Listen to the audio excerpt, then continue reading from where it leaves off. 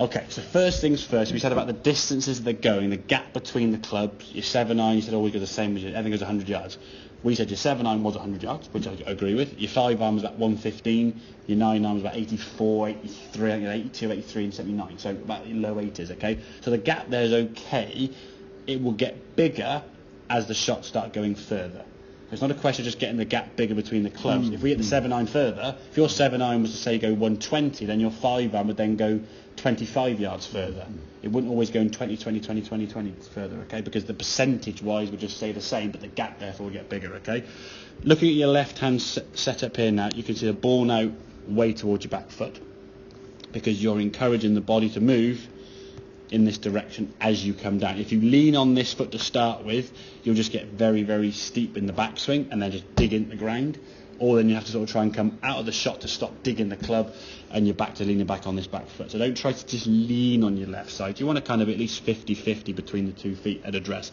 It's just kind of more balanced anyway, more natural rather than just shuffling all your weight to the left side, okay? Now, in terms of the backswing now, if we actually look at how far back you went, this is your before swing, that's how far back you went.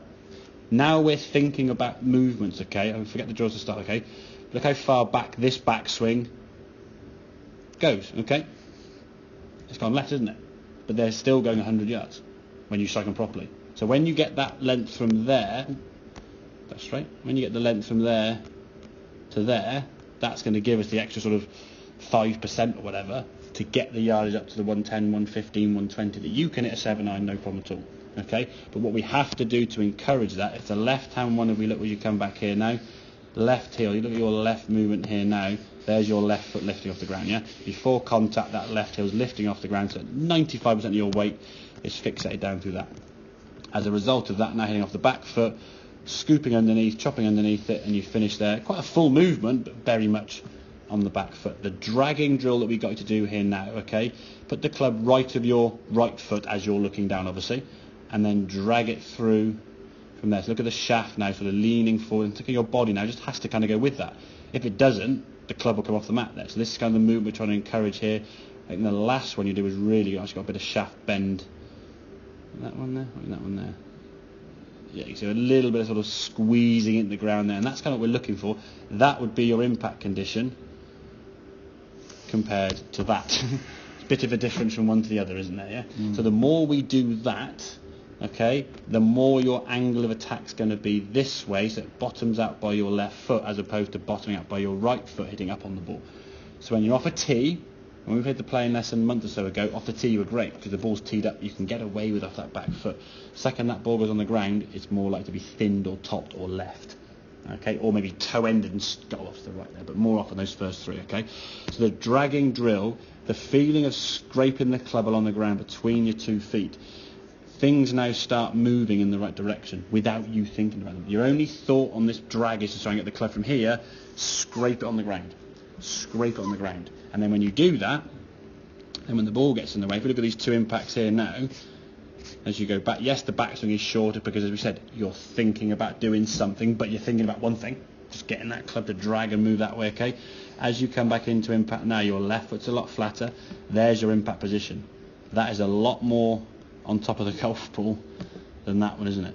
You're moving to the left side more. As you swing through, that's a lot less scooped, and then your finished position there now is shorter but a better body move. So we've shortened you shortened the swing and slowed the swing down because there's things going on inside here, which is fair enough, and I want that to be the case because you're thinking about doing something different. If you weren't thinking, you should be the old swing, you default back to doing this and being on your back foot, the same as you were before. But the shots when you strike them properly, I think you get like 106, 107. It doesn't sound a lot, I know, but if we get that backswing length going back 5 or 6, 7% more, suddenly 106 becomes 112, 113. Then a bit more confidence, a bit more speed, 117, 118. So the distance will be started going to where you want it to be, rather than your 7-iron 100 yards every time and everything being quite close. If we get your 7-iron to 120, I would say your 5-iron will be about 140. It'll be 142, and your 9-iron will be around that 100-yard mark, and your 8-iron will be about 110-ish, give or take. All right. So does the concept of that impact and the reasons why we were doing this make sense now? Yeah. I think as much as you can, if you can do that and really feel what that right wrist is sort of squeezing and pushing down. Get the shaft to bend that way as much as you can. If you can do that twice, 3 times a day for 2 or 3 minutes, and then for every time you play golf on here, before every shot you do 2 or 3 drags, and you feel the scraping of that club into the mat. You actually feel the sort of grinding of that club rather than sort of a wafting through. The more you can get that as your feeling, the more we're going to get that as your angle of attack. The efficiency of strike goes up. The likelihood of hitting the sweet spot's going to go up. The impact condition's going to improve. The ball speed's going to increase. Once you then get your club head speed back, when you're thinking less, that ball will start then going further. Okay? Does that sequence kind of make sense in some ways of what we're trying to do? Okay?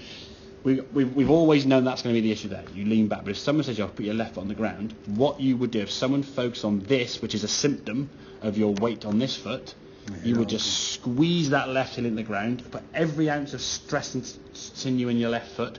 Your left knee, your left hip would be locked. Well, now you can't move your left hip. If you can't move your left hip, where's it going to go? It's not going to go this way, it's going to go that way. So the curing of a symptom is just going to create the fault even more so. And you'll get to the point where your left foot has to lift anyway, which it does, or if it doesn't lift, you let yourself. And you'll be in some kind of pain or agony and seeing a chiropractor on a regular basis. Make sense? Good. See, that dragging drill is for me, one of the best drills you can try and focus on. Get that strike, get that impact condition that we're looking for. And the more you can do that, the more it will become more natural and the less thought you'll have to put into it. Therefore, when you're thinking less playing a golf shot, you can put more speed in the shot. Okay, mate? Okay. And I think just one last point with that, when you practice, give yourself time to have a rest.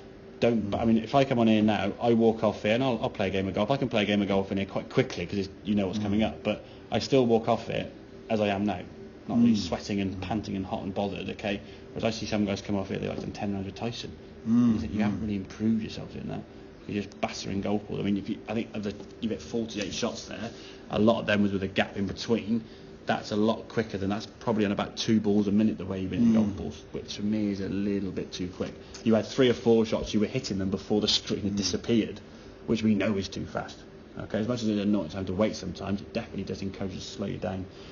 Give yourself that time, step back. We talk about pre-shot routine on the golf course in the assessment you and I. If we don't practice our pre-shot routine, okay, mate? Okay. Good stuff.